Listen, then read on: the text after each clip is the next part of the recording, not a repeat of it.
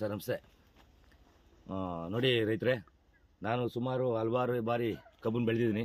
ಆದರೆ ಈ potash, urea, ಈ ಸಲ್ಫೇಟ್ ಅಂತೇಳಿ ಅತಿ ಹೆಚ್ಚು ಕೊಟ್ಟರು ಏನು ಇಳುವರಿ ಬರುತ್ತೋ ಅದೇ ಇಳುವರಿ ಹೊರತು ಮೇಲೆ ಇಳುವರಿ ಅಂತ ಹೋಗ್ತಿರ್ಲಿಲ್ಲ. ನಾವು ದನಿನ ಗೊಬ್ಬರ ಕೊಟ್ಟರು ಸುಧಾ ಎರೆಹುಳು ಜಾಸ್ತಿಯಾಗಿ ನಮಗೆ ಹಲವಾರು ಇದು ಏನು ಕಬ್ಬಿನ ಹುಳು ಜಾಸ್ತಿಯಾಗಿ ನಮಗೆ ತೊಂದರೆ ಆಗ್ತಾಯಿತ್ತು. ಆದರೂ ಅಚಾನಕ್ಕಾಗಿ ಇವರೆಲ್ಲ ಹೋಗ್ತಿದ್ದವ್ರು ಸಿಕ್ಕಿದ್ರು ನಮಗೆ.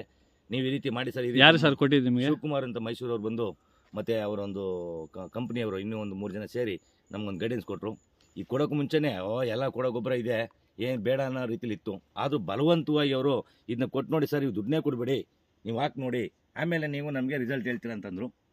ಆದರೆ ಹಾಗಾಗಿ ನಾನು ಸ್ಟಾರ್ಟಿಂಗು 1 ತಿಂಗಳಾಗಿದ್ರು ನನ್ನ ಕಬ್ಬಾಕಿ. ಅವಾಗ ಬಂದು ಇವ್ರು ಕೊಟ್ಟ ಒಂದು ಸ್ಟಾರ್ಟಿಂಗ್ ಕೊಟ್ಟರು ನಮಗೆ ಬರೀ ಭೂಮಿ ಸುಧಾ ಮತ್ತು ಕ್ರಾಪ್ಸೋದ ಅಂತೇಳಿ ಒಂದು ಕೊಟ್ಟರು.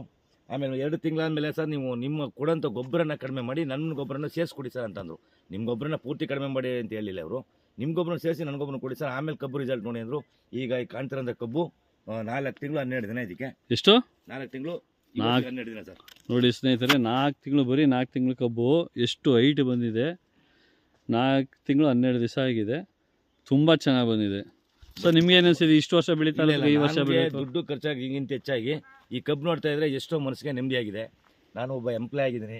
ಮತ್ತು ಆಗಿದ್ರು ಸುಧಾ ಇವ್ರನ್ನ ಒಂದು ನೆಂಬಿ ಇವ್ರು ಗೊಬ್ಬರ ಕೊಟ್ಟ ಮೇಲೆ ಇನ್ನೂ ನಾನು ಮಾಡಬೇಕು ಅನ್ನೋ ಅಭಿಲಾಷದಿಂದ ಮತ್ತೆ ಇವ್ರನ್ನ ಕರ್ಸ್ಕೊಂಡು ನೋಡಿ ಸರ್, ಕಬ್ಬಿಂಗ್ ಬೆಳೆದಿದೆ, ನಿಮ್ಗೆ ಕೊಟ್ಟು ಗೊಬ್ಬರದಿಂದ ಈ ಒಂದು ಒಳ್ಳೆ ಇದು ಇಳುವರಿ ಕಾಣ್ತಾ ಇದ್ದೀನಿ ನಾನು ಅಂದ್ಕೊಂಡೆ ಇವ್ರಿಗೆ ವಿಶ್ ಮಾಡಲಿಕ್ಕೆ ಕರ್ಸ್ಕೊಂಡೆ.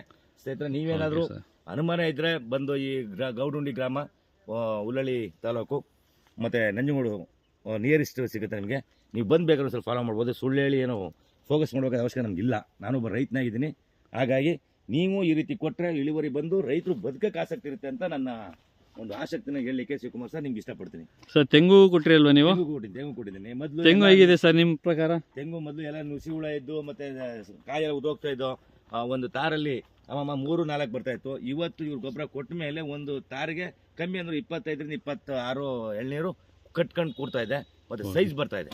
Super sir, super. ಮತ್ತೆ ಈಗ ಎಲ್ಲ ರೈತರಿಗೆ ಹೇಳ್ಬೋದಾ ಸರ್ ನೀವು ಅದ್ರ ಬಗ್ಗೆ? ಯಾರಿಗೆ ಬೇಕಾದ್ರೆ ಎಕ್ಸಾಂಪಲ್ ನಾನು ಜಮೀನು ಕರ್ಕೊಂಡು ತೋರಿಸಿ ಸರ್. ಇದನ್ನ ಯಾರಿಗೂ ಚಾರ್ಜ್ ಮಾಡಲ್ಲ, ದುಡ್ಡು ಕೇಳಲ್ಲ. ರೈತರು ನಮ್ಮ ರೈತರು ಬದುಕಲಿ ಅಂತ ಆಸೆ ಅಷ್ಟೇ ನನಗೆ. ಯಾಕಂದ್ರೆ ಎರೆಹುಳು ಉತ್ಪತ್ತಿ ಆದ್ರೆ ನನ್ನ ಜಮೀನಿಗೆ ಇನ್ನೂ ಬೃಹತ್ವ ಬರುತ್ತೆ ಹೊರತು ನನ್ನ ಜಮೀನೊಳಗೆ ಎರೆಹುಳುನೇ ಇಲ್ಲಂಗಾಗಿತ್ತು. ಈಗ ನೀವು ಹೋದ ಸತಿ ಇಷ್ಟು ವರ್ಷ ಬೆಳಿತಾರೆ ಕಬ್ಬಿಗಿಂತ ಈ ಸತಿ ಜಾಸ್ತಿ ರಿಸಲ್ಟ್ ಎಕ್ಸ್ಪೆಕ್ಟ್ ಮಾಡ್ತಾ ಇದ್ದೀರಾ ಸರ್? 70 ಟನ್ ನಾನು ಬೆಳೆದ, ಕಮ್ಮಿ ಅಂದ್ರೆ ಬರೀ 70 ಲಾಸ್ಟ್. ಇವಾಗ ನಾನು ಮ್ಯಾಕ್ಸಿಮಮ್ 100ಕ್ಕೆ ರೀಚ್ ಆಗ್ತೀನಿ ಅನ್ನೋ ಒಂದು ಆಸೆ ನನಗಿದೆ ಅಂತ ಗ್ಯಾರಂಟಿ ಇದೆ. ಓಕೆ, ಖಂಡಿತ ಸರ್. ದಯವಿಟ್ಟು thank you sir. Thank you.